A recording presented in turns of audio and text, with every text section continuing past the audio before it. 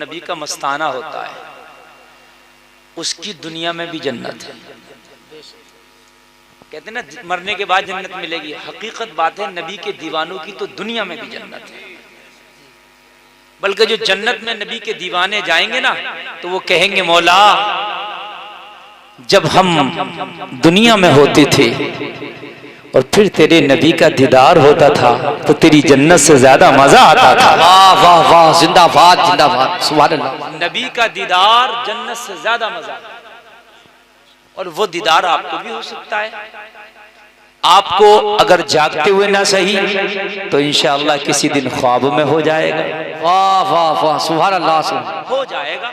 इसलिए कि जिंदा नबी है और जिंदा है, हमारा ईमान है वो जिंदा है, और वो जिंदा है तुम जब पुकारोगे और वो सुन लेंगे और तुम्हारी फरियाद को कबूल कर लेंगे तो किसी दिन ख्वाब में आके तुझे जलवा दिखा देंगे, और जब तुझे जलवा दिखाएंगे और जब तुझे नजर आएगा जलवा तो पूरी दुनिया में ऐलान करेगा रात जो ख्वाब में तेरी दीद हो गई, चांद दिखे या ना दिखे मेरी ईद हो गई। वाह वाह वाह, हाँ हाँ, सुभान अल्लाह, बेशक ऐलान करेगा। नबी के आशिक की बात अलग है मियां, अगर नबी का दीदार हो जाए तो खुदा की कसम दुनिया जन्नत से बेहतर है। बेशक, सुभान अल्लाह।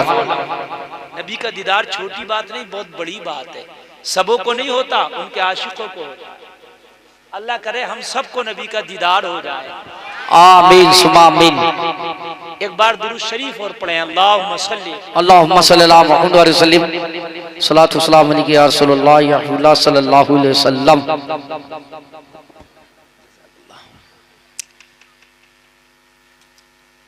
दुरूद शरीफ कसरत से पढ़ा करें।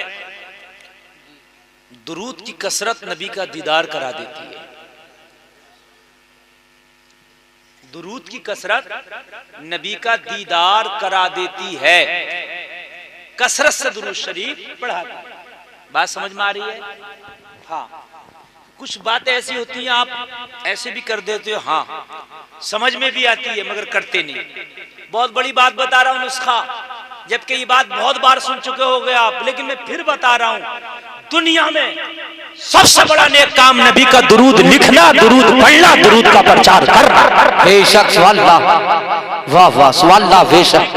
दुरूद पढ़ना और नबी के दुरूद का प्रचार करना। शेख सूफी सुल्तान मियां इलाहाबाद हाई कोर्ट के पीछे भी हयात है, जिंदा वली हैं। वो रहते हैं हर 40 दिन में एक नया दुरूद लिखते हैं, हर 40 दिन में एक नया दुरूद। और इस तरह के उन्होंने दुरूद शरीफ लिखे कि मैं जब पढ़ता हूं तो मैंने दूसरी जगह पर वो चीजें नहीं देखी जो उनके दुरूद में चीजें देखी। समझ रहे हैं आप? उन्होंने एक दुरूद लिखा उसमें कोई नुक्ता ही नहीं है, एक दुरूद लिखा उसमें 40 मीम का इस्तेमाल किया है। वो कहते हैं हुजूर सूफी सुल्तान मियां कहते दुरूद पढ़ना, दुरूद लिखना, दुरूद का प्रचार करना इससे बड़ा नेक काम है। इसलिए हम थोड़ा सा दुरूद का प्रचार कर दे रहे हैं ताकि हमें भी नेकों में शुमार हो जाए, है ना? तो दुरूद की कसरत किया करो। दुरूद की कसरत से और इसकी बरकत से नबी की ज़ियारत हो जाती है। बेशक, सुभान अल्लाह। ये ईद मिलाद का जलसा है, रहमत आलम कॉन्फ्रेंस है ना। एक मिनट जरा मेरी बात समझ लो कि हम कहना क्या चाहते हैं, हम यहाँ करने क्या आए। ठीक, मेरे नबी का जलसा है, रहमत आलम कॉन्फ्रेंस है। हम नबी का मिलाद मना रहे हैं। नबी जिस महीने में तशरीफ लाई है वो मुबारक महीना है जिसे रबीउन नूर कहते हैं।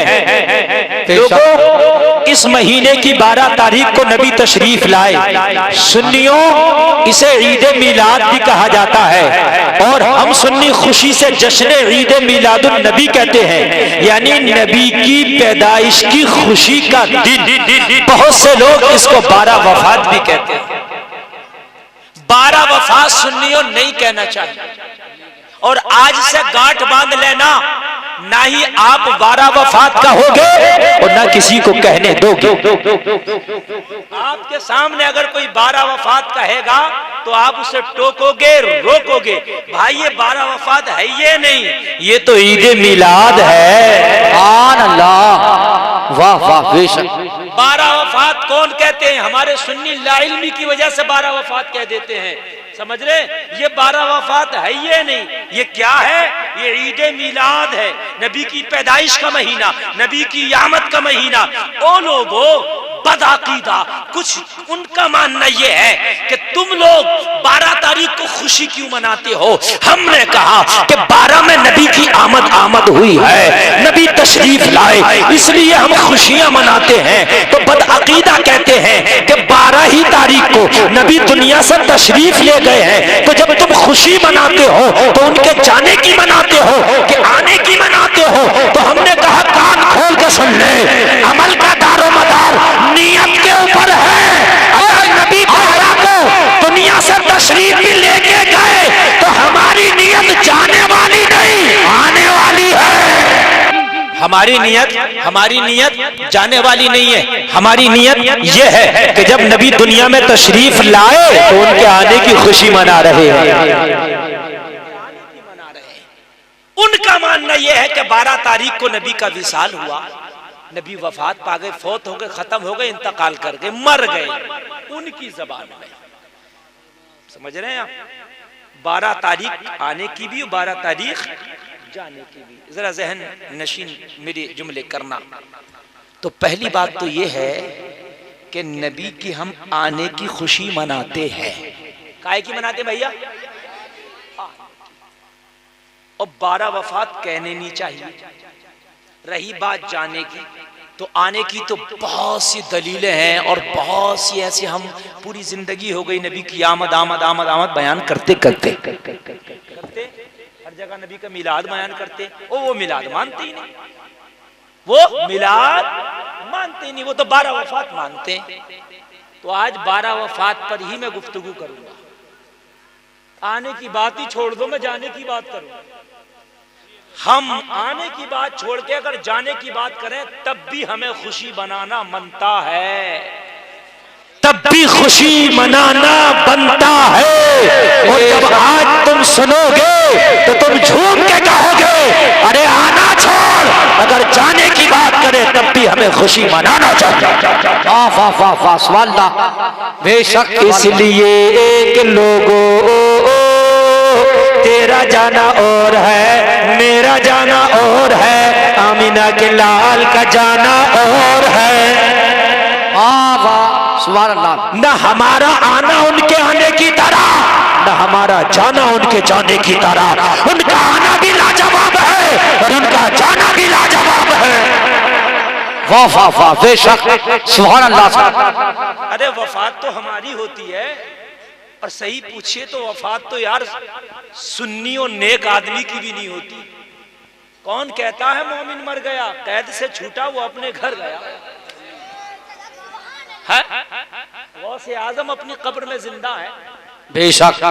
ख्वाजा अजमेर अपनी कब्र में जिंदा है, अहमद रजा बरेली के अपनी कब्र में जिंदा है।